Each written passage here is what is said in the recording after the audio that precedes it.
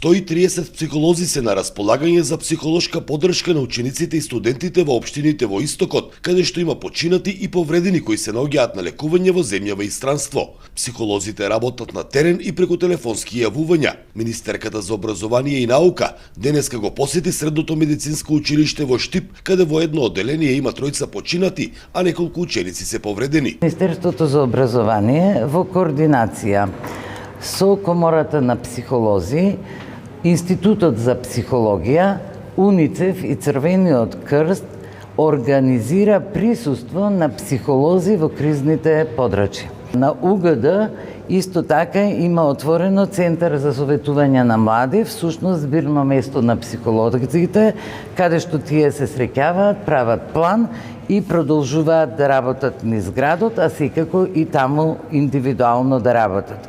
Болката секој индивидуално ја доживува и во оваа колективна траума со која секој е засегнат не постои пишено правило за заздравување.